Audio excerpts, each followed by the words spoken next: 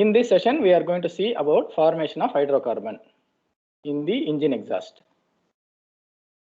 So the outline of the presentation is going to be like this. Let us start with the major emissions from the engine. Followed by that, we will discuss about formation of hydrocarbon in SI engine and then in two-stroke engine. Initially, we'll start with 4-stroke SI engine and then we'll move to two-stroke engine. And if time permits, we'll discuss about formation of hydrocarbon in CA engine. So coming to the formation of hydrocarbons in the during the formation of this hydrocarbons in the engine exhaust, we are going to discuss about with reference to the SI engine. In the SI engine, what are the major emissions? Major emissions from SI engines. What are they? Hydrocarbons. Yes, unburned hydrocarbon, and then Carbon monoxide. Carbon monoxide, then NOx, and then unburned hydrocarbon. So in today's lecture, we are going to discuss about this unburned hydrocarbon. And these three emissions are found in both SI engine and CA engine. Correct. So now let us get into the formation of this unburned hydrocarbon in the engine exhaust. See, if you see almost 1 to 1.5% of the fuel, it leaves along with the exhaust gases as unburned hydrocarbon in the case of SI engine. Right? In the case of SI engine, almost 1.5% of the fuel leaves in the exhaust gas as unburned hydrocarbon. Right? These are statistics. Right? All the forms of unburned hydrocarbon, right? When they come out to the atmosphere along with the exhaust gases, it is going to react with the atmosphere, right? Other than methane, all other forms of unburned hydrocarbon, when it comes to the atmosphere, it reacts with the atmosphere, and this is also responsible for the photochemical smog. Along with NOx, unburned hydrocarbon is also responsible for smog. So these unburned hydrocarbons that are led to the atmosphere, that is going to be harmful to the humans. It is going to have irritation and it is going to have a certain odor, right? A smell is going to be there, and some of the unburned hydrocarbons are also carcinogenic. So in the previous lectures also, we have discussed something related to the hydrocarbon emission. We have seen a diagram between the equivalence ratio and the amount of hydrocarbon emitted in the engine exhaust, right? From that point, we will discuss some point, and then we will go into in detail about the formation of hydrocarbon in the engine exhaust, right? So this diagram we have seen. So in this curve number 1 is carbon monoxide, curve number 2 is hydrocarbon. So now we are interested with the formation of hydrocarbon.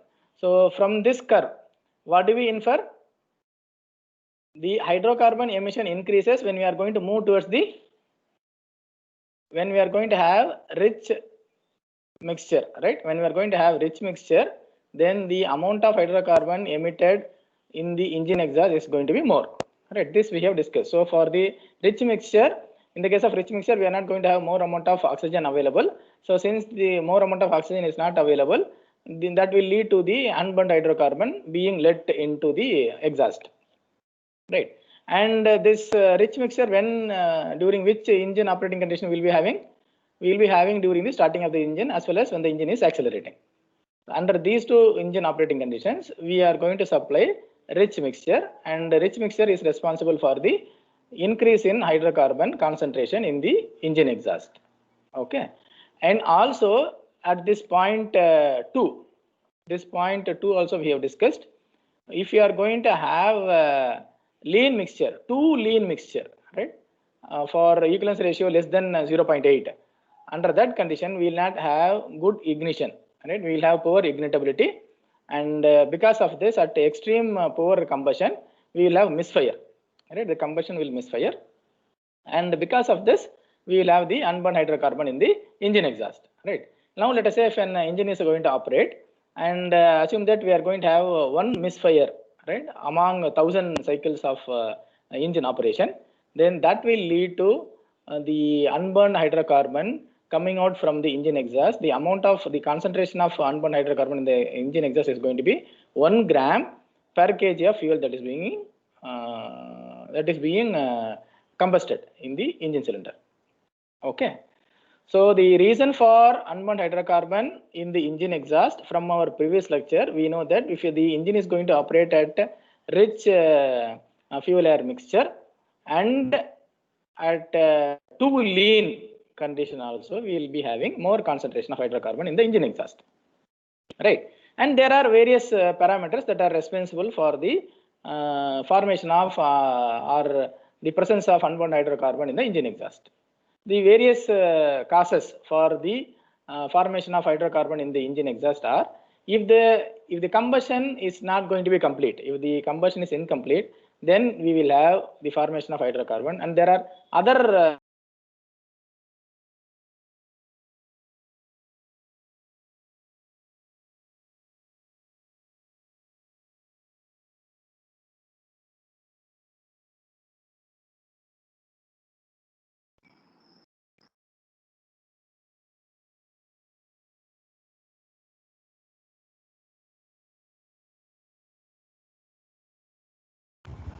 Hello, sir. You are not audible, sir.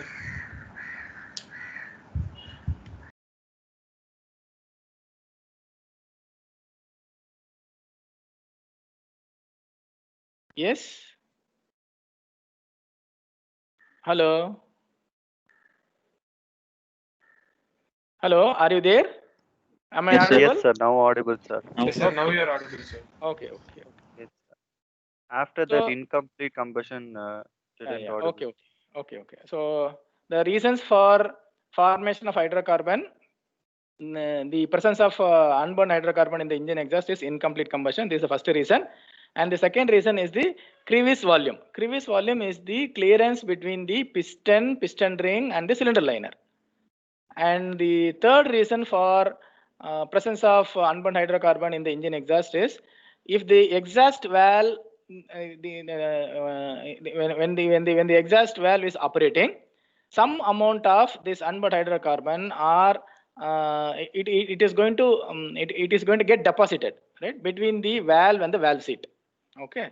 So when the valve opens, whatever deposit that is there, that is going to be carried away by the exhaust gases, and thereby we will find the presence of unburned hydrocarbon in the exhaust gas. So this is one of the reason. And the fourth reason is that we have the concept of angle of overlap, angle of valve overlap, right? So this is a time period during which both the inlet and your exhaust valve are going to get open, right? When these two valves are going to be kept open, then the whatever fuel that is going to enter through the intake valve, so there is a chance for that air fuel mixture to pass through the exhaust valve also, because both the valves are kept open. So this is one of the reason. And the some amount of fuel that is entering during the intake stroke, that is going to get deposited in the cylinder wall, right, inside the engine cylinder. This fuel vapor in the atomized form we are going to supply, this fuel and air mixture, that is going to get deposited on the walls of the engine cylinder, right? And if these deposits are not going to get combusted, and they will also that is going to be carried away by the exhaust gas, and you will find the presence of unburned hydrocarbon in the exhaust gas. And when the engine is operating, we are having moving parts, right? When we have moving parts, to reduce the friction, we have to provide lubrication. So this lube oil that we are going to provide between the piston and the cylinder liner, so that will form a thin layer or a thin film of lube oil is going to be found inside the engine cylinder wall, right? So because of the presence of this thin layer of lube oil, the fuel vapors, right, these hydrocarbon vapors and the burnt gas particles, they are going to stick to the surface of the engine wall, right? And during the exhaust stroke, the pressure is inside the engine cylinder is going to be less, and whatever that is stick to the engine cylinder wall, that is going to dissolve, and it is going to be carried away by the exhaust gas. So this is one of the reason, right? And when we are going to use the lube oil for lubrication, the film of lube oil that is present in the engine cylinder wall, during the combustion process, that will also undergo combustion, right? Part of the lube oil will undergo combustion. Okay. especially in the case of older engines, right? If the life of the if the age of the engine is high, let us say, right? Very old engine you are going to have, then the clearance between the piston and the cylinder liner is going to be more. So you will have a thick layer of lube oil that is getting deposited, and in that thick layer, this the unburned hydrocarbon is going to be present. And during the combustion process, this thick layer of the lube oil is going to undergo combustion. Not all the lube oil will undergo combustion. Part of the lube oil will not undergo combustion. And along with the exhaust gases, this unburned lube oil is also a hydrocarbon. So that is also going to be carried away in the engine exhaust. So these are some of the reasons because of which we are going to have presence of unburned hydrocarbon in the SI engine exhaust. Now let us see all this in detail. One by one we are going to discuss, right? If it is incomplete combustion, how this unburned hydrocarbons are entering into the engine exhaust. If it is the crevice volume, how these unburned hydrocarbons are entering into the engine exhaust. So all these things we are going to discuss in detail. So coming to the incomplete combustion. Incomplete combustion is a reason for presence of unburned hydrocarbon in the engine exhaust, right? So now let us say, even though assume that I am going to supply the correct air fuel mixture for combustion, chemically correct air fuel mixture I'm going to supply, but still we will not have the complete combustion, right? There are some reasons because of which you cannot have complete combustion inside the engine cylinder, right? See, the reason for the incomplete combustion is that if the air fuel mixture is not mixed properly, if the air and fuel are not mixed properly, in the case of SI engine, the air and fuel is going to be mixed in the intake manifold and it is going to be sent in. If the mixture is not proper, if the mixing is not proper, that will lead to the incomplete combustion. And the second reason is that, the second reason for incomplete combustion, right? The formation of unburned, the presence of unburned hydrocarbon in the engine exhaust is because of incomplete combustion. The reason for incomplete combustion, one of the reason is the improper mixing of the air fuel. And the second reason is that when during the combustion process, the combustion is initiated by the introduction of spark. When spark is introduced, first a flame front is going to be formed, and the flame front is going to travel inside the air fuel mixture within the engine cylinder, right? So when the flame front is going to travel, when it reaches the cylinder wall, the chances for the flame front to quench is going to be there, right? Near the cylinder wall, near the walls of the cylinder liner or the engine cylinder, the flame quenching is going to happen, right? Because of flame quenching, the presence of the fuel near the cylinder wall, it is not going to get combusted. And there are different reasons for flame quenching. One of the flame quenching is near the cylinder wall, and the other is like if the combustion is slow. For example, let us say if the combustion is not complete and the presence of the fuel near the cylinder wall, that is going to be exposed to the flame later, right? In the later stage of combustion, if the in the later stage of combustion, what will happen? Let us say if the piston has crossed the TDC and it is moving towards the BDC, right? During the expansion process, right? During the power stroke or during the expansion process, when the piston is going to move from TDC to BDC, the inside the combustion chamber, the gases are going to expand. When it expands, its temperature decreases. Even though its pressure is going to decrease, the temperature is also going to decrease. If the temperature is less, then there is a chance for the flame to get extincted, right? Or the flame may get extinguished, right? So this we call it as flame quenching. So flame may not reach the entire fuel that is present inside the combustion chamber. So some of the fuel will remain unburned, right? So this we call it as flame quenching during the expansion process, right? And the flame quenching also happens if you are going to have the exhaust gas recirculation. So what is exhaust gas recirculation? See, during the combustion process, the combustion temperature is very high. If the combustion temperature is high, then formation of NOx is going to be there. If you want to reduce the formation of NOx, then the temperature of the combustion has to be brought down. To bring down the combustion temperature, we will be allowing part of the exhaust gas to enter into the engine cylinder, right? We will allow the part of the exhaust gas to enter into the engine cylinder. So this process we call it as exhaust gas recirculation, right? The exhaust gas is allowed into the engine cylinder. Thereby we will bring down the temperature of the combustion. right? So when we are going to allow this exhaust gas recirculation, especially during the idling period or when the engine is operating at low load, okay, if the load is less, then when we are going to allow the exhaust gas to be recirculated, that may lead to flame quenching, right? This is also a reason for flame quenching, right? And apart from that, even though if the engine is going to operate at normal load, right, not under idling, it is under load, it is under operating under normal load, if the amount of exhaust gas that is entering into the engine cylinder for recirculation, if the quantity is going to be more, right, that may lead to the exhaust gas dilution, okay? So that will also lead to flame quenching. So there are various reasons for flame quenching. So the reason for incomplete combustion is if the air fuel mixture is not mixed properly, the air and fuel are not mixed properly. Main reason is your improper mixing. Second is your flame quenching. This flame quenching can occur near the wall, or the flame quenching can occur during the expansion stroke where the temperature is less. The flame quenching can occur because of exhaust gas recirculation, right? So these are the reasons for flame quenching, and because of these reasons, the combustion inside the engine cylinder may not be complete. That will lead to the formation of hydrocarbons or the presence of unburned hydrocarbons in the engine exhaust. So this is the reason for incomplete combustion. Coming to the second reason, right? So now how to avoid this incomplete combustion?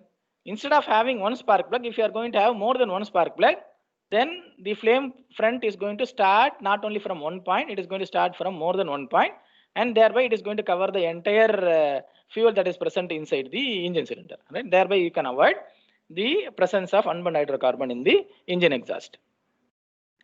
The second reason for the formation of hydrocarbon or the presence of unburned hydrocarbon in the engine exhaust is crevice volume, right?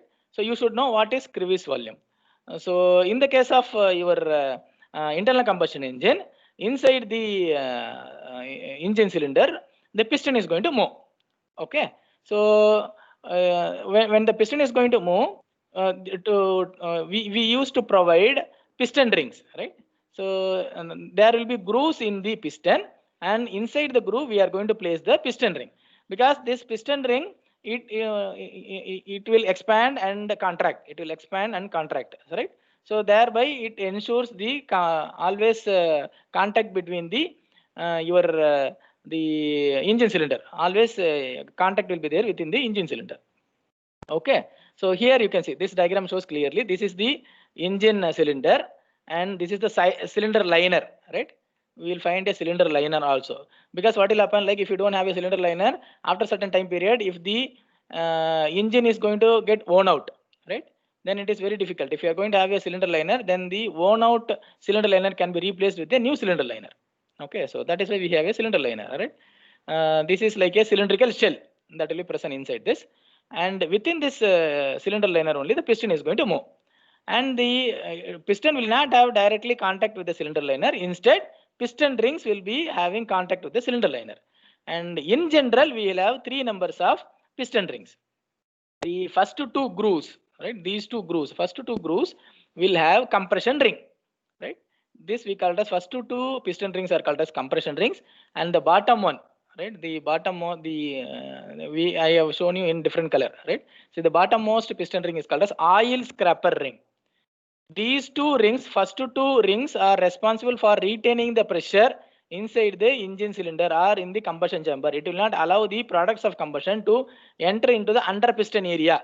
So to retain the pressure, these two pressure rings are used, right? First two piston rings are used, right? So this we call it as compression ring. And the last one is called as oil scraper ring, right? The lube oil that is present in the wall of the cylinder liner, that has to be scrapped. It has to be brought down back to the crankcase, right? So to bring down the lube oil to the crankcase, this oil scraper ring is used. Okay, so basically, in most of the cases, in general, you will find three piston rings in the piston. Okay, so the crevice volume, this they have in most of the authors they have defined like there are 5 different crevice volumes are available, right? So that is what is represented here. If you see, this is the cylinder liner or the cylinder wall. Okay, this is the cylinder island or the cylinder wall, whereas this is the piston, right? This, the follow the cursor, you will find this is the piston. Okay, so the piston has piston grooves. So these are the grooves. This is groove, this is also a groove, and this is also a groove. In the groove, we are going to place piston rings. Piston rings are going to be like this, right? So there will be a gap. This is circular, and there will be a gap at the piston ring has a gap. So we are going to place the piston rings in the piston groove, right? The first two piston rings are called as compression ring, and the bottom one is called as the oil scraper ring. Okay, so now if you see, as the piston moves up and down, so the clearance is going to be existing, right? So this clearance, what we call it as the crevice volume, and this clearance, there are 5 different clearance volumes, right? The clearance is, there are 5 different clearance are going to be there. So you consider a different plane. This is plane A, and this is plane B, this is plane C, and this is plane D. There are 4 planes we have represented here. Within that plane, between plane A and plane B, there is a gap that is existing between the piston and the cylinder liner, right? There is a gap between the piston and the cylinder liner. This gap is represented as 1, right? So this is the gap between the piston and the cylinder liner. Then if you consider the plane B and C, within the plane B and C, there exists clearance between the piston ring and the piston. So this is the gap between, this is the piston ring, and there exists a clearance between the piston ring and the piston at the periphery. This is at the periphery, and also between the piston ring and the piston at the top and bottom also you will find the clearance. When the piston moves up, clearance exists at the top. When the piston moves down, the clearance exists at the bottom, right? So there is a clearance at the bottom as well as at the top, and at the periphery between the piston and the piston ring. Okay, this is number 2. This crevice volume number 2. Crevice volume number 3 is the that is between the plane C and plane D. Between plane C and plane D, there exists a clearance between the piston and the cylinder liner, right? That is 3. Crevice volume 3. Crevice volume 4 is for the second piston ring or the second compression ring. There also we are going to have the gap or the clearance between the periphery of the piston ring and the piston, as well as at the top and bottom of the piston and the piston ring, right? So this is 4th crevice volume, and the 5th crevice volume is the clearance that is available between the piston and the cylinder liner, as well as between the clearance between the oil scraper ring. So there are 5 crevice volumes, right? So these 5 crevice volumes that is represented in detail here, right? These 5 crevice volumes between the piston, cylinder liner, and the piston ring is represented in this diagram.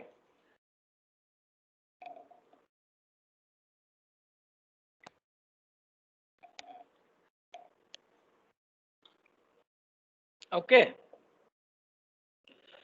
So now, because of this crevice volume, right? In the crevice volume, the gas particles and the air fuel mixture are going to get deposited, right, into this crevice volume. The air fuel mixture is going to get deposited. When it is going to get deposited? Whenever the engine cylinder pressure is higher, right?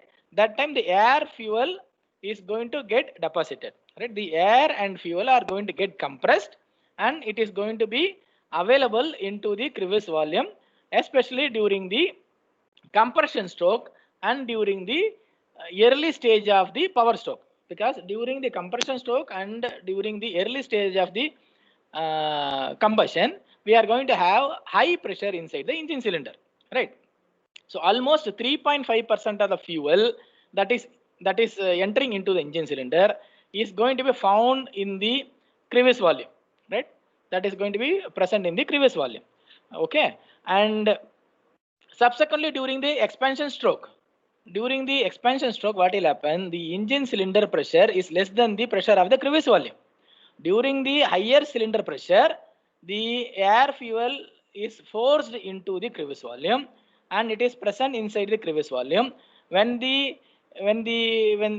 during the expansion stroke, the pressure inside the engine cylinder is less.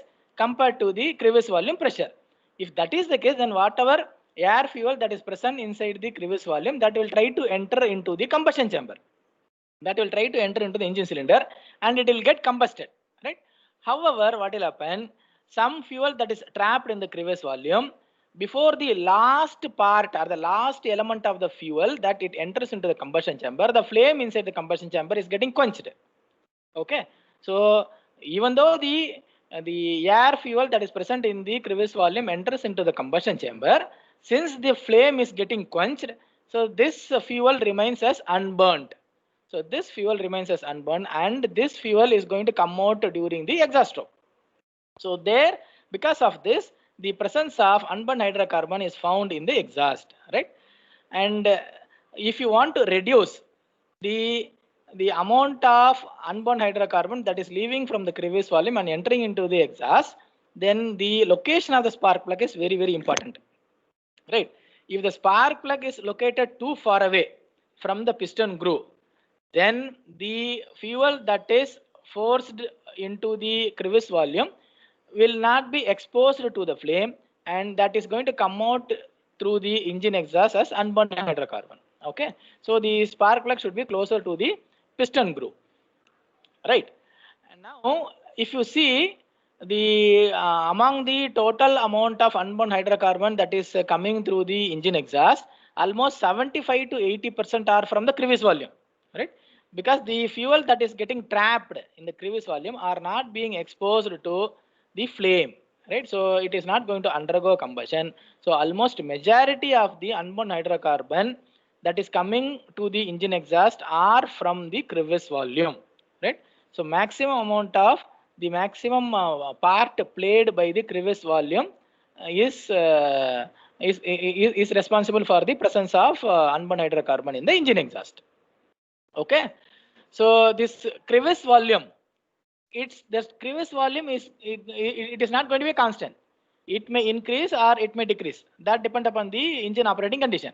If the engine is at a higher temperature, right? When the engine is going to be at a higher temperature, then we are going to have a thermal expansion of the material, especially this piston ring. When it is going to undergo thermal expansion, then the volume of the piston ring is going to be higher. So thereby the clearance volume is going to come down. Whereas if the engine temperature is low, if the engine temperature is low, then the piston ring will not be under expanded condition. It is going to be in the contract condition. So the gap or the clearance between the piston ring and the piston groove, that is going to be more. That means we can say that crevice volume is going to be higher, and there is more chance for the fuel to get trapped into the crevice volume.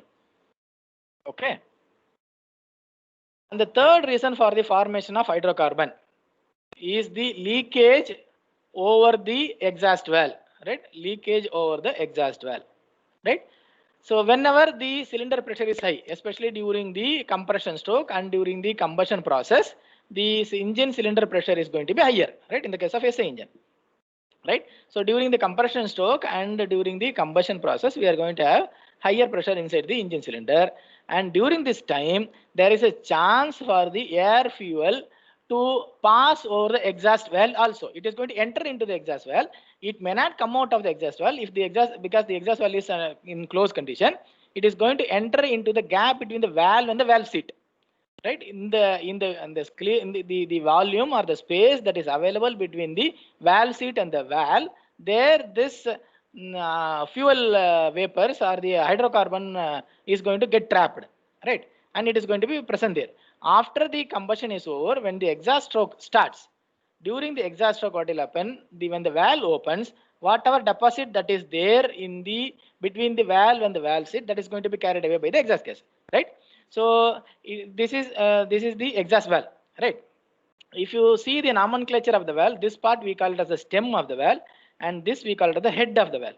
This is the valve head, and this is valve stem. Within the valve head, this part we call it as the valve face, right? This part we call it the valve face. This is what is being exposed to the combustion, right? This part is exposed to the combustion.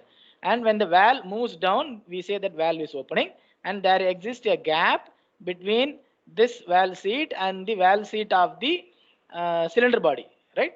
Your cylinder head, between the cylinder head and the valve seat will be there in the cylinder head as well as in the valve, right? So when there is a clearance here, then the products of combustion is going to pass through this. When the valve is open, the products of combustion from the engine cylinder is going to pass through this, right?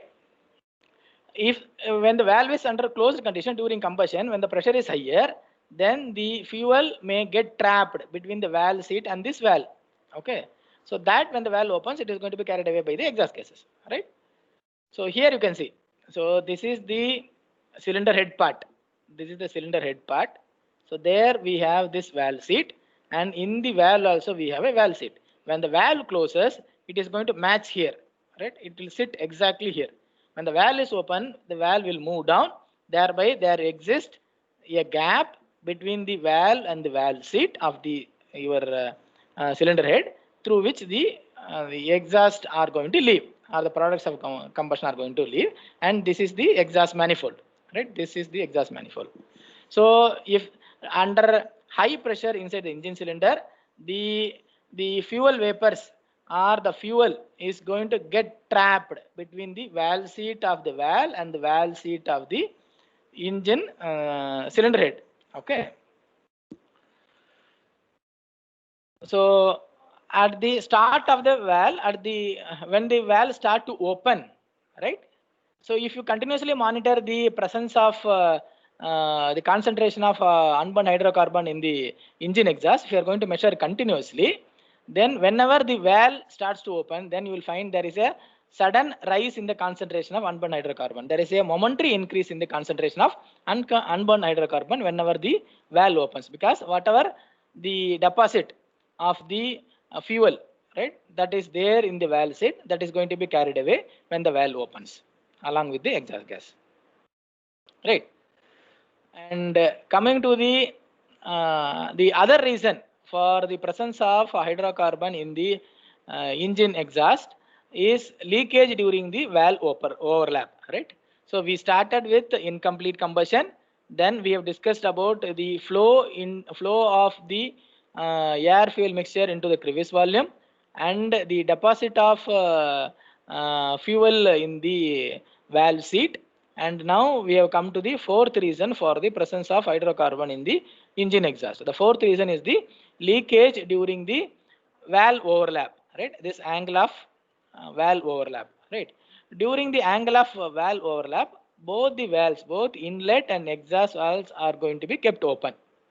When these two are open, the fresh charge that is entering into the engine cylinder because of the opening of the intake valve, it is going to push the products of combustion through the exhaust valve, right? When it is going to push the products of combustion to leave through the exhaust valve, there is a chance for the fresh charge also to leave, right? There is a chance for the fresh charge also to leave along with the exhaust gas.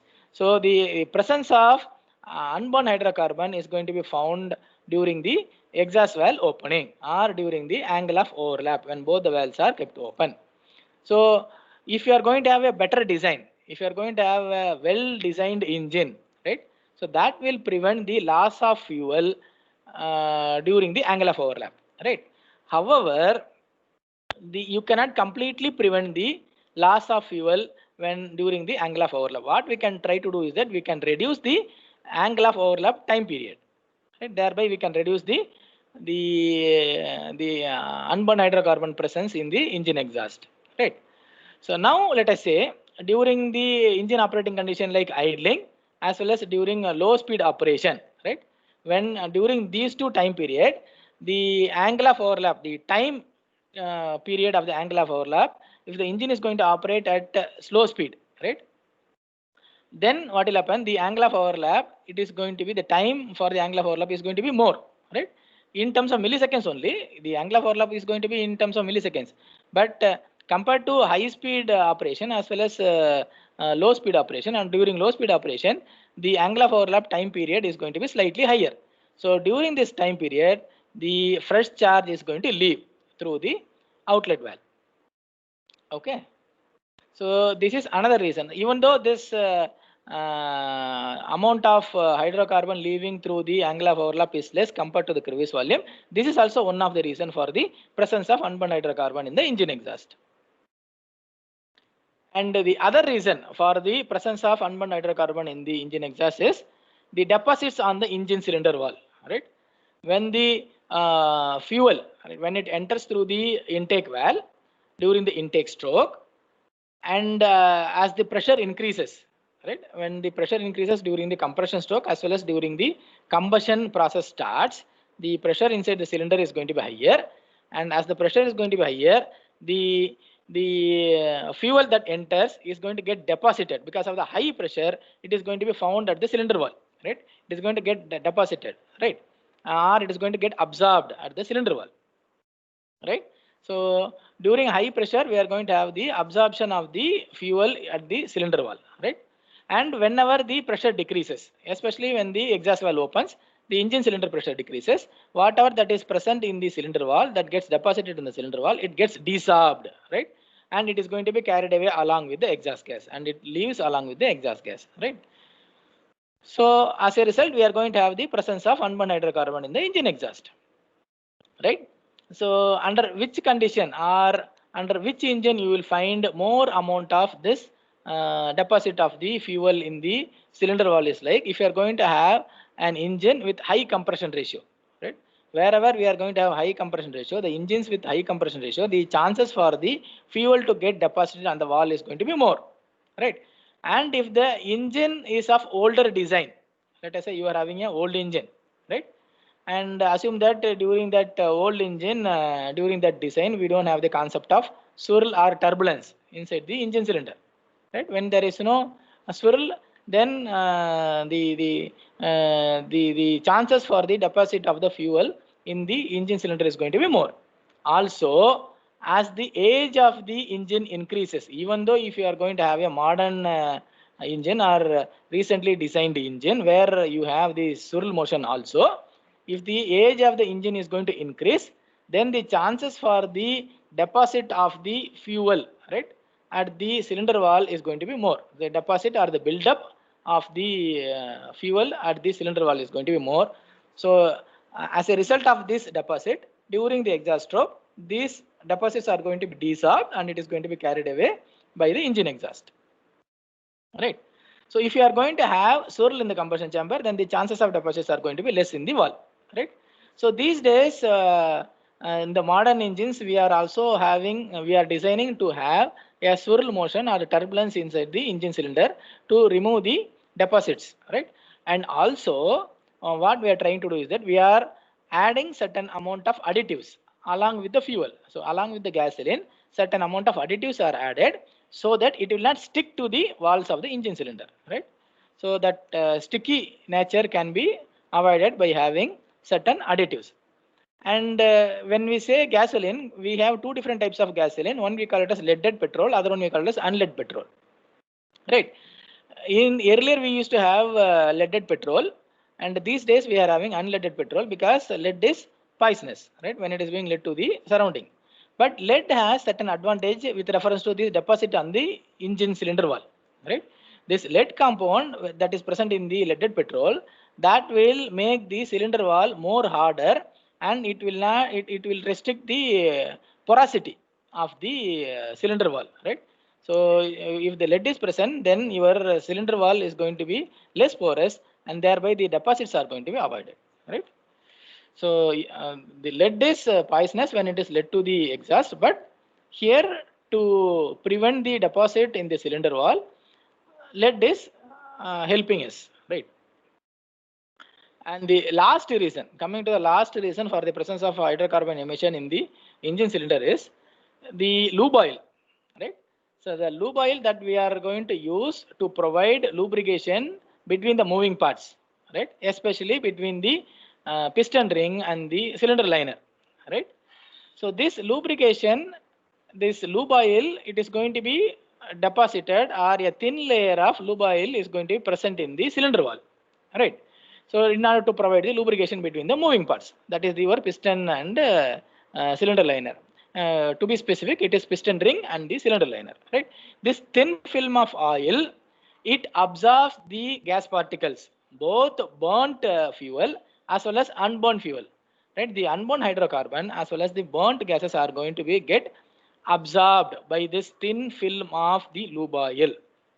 During the intake stroke, the unburned hydrocarbons are going to be absorbed, and during the compression stroke and during the combustion process, the burnt gas particles are also going to be absorbed, because this lube oil is sticky. Okay, so the gas particles as well as the unburned hydrocarbons are going to stick to the surface of the cylinder wall. Okay, so and these deposits, right, during the exhaust stroke, it is going to be dissolved and it is going to enter into the exhaust manifold. Okay, so this is one reason, right? And now the other reason is that as the life of the engine is going to increase, right, then it is going to get worn out.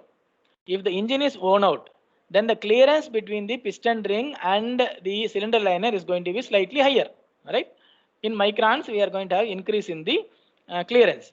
So the lube oil film or the lube oil layer that is present in the engine cylinder, wall, so that thickness is going to increase, right? Because of the, as the life of the engine increases, it is going to wear more. If the rate of wear is going to be higher, if the worn out is more, then the clearance between the piston ring and the cylinder line is going to increase. So we will find a thick layer of lube oil in the cylinder walls. Okay, so when we have a thick layer, then more quantity of unburned hydrocarbon and gas particles are going to be absorbed, right, in the cylinder wall. Okay, so this is one reason. And now this lube oil is also a hydrocarbon. That means it will also burn. When it is exposed to a flame, it will also burn. But this lube oil is not like in gasoline. It is not having, it will not combust as easily like gasoline. So part of the lube oil only will get combusted, right? And part of the lube oil is going to get combusted. Part of the lube oil is going to be carried away by the oil scraper ring. When the piston moves down, it is going to scrap or remove the lube oil present in the walls of the engine cylinder when it moves down, right? So part of the lube oil is going to get combusted. Part of the lube oil is brought back to the crankcase, right, or to the your lube oil sump. It is going to be brought back to the lube oil sump, and still there will be some amount of unburned lube oil that is being carried away along the exhaust gas, right? So there will be certain amount of unburned hydrocarbon of lube oil that is also going to be carried away by the exhaust gas.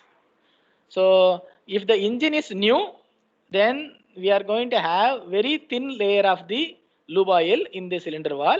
So thereby the rate of unburned hydrocarbon of the lube oil is going to be carried away in the exhaust gas is going to be less for the new engine, whereas for the older engines, since it is worn out, the rate at which the unburned hydrocarbons of the lube oil is going to be carried away by the along with the exhaust gas is going to be higher for the older engines, right? See, for older engine, the concentration of unburned hydrocarbon is more due to the following reasons, right?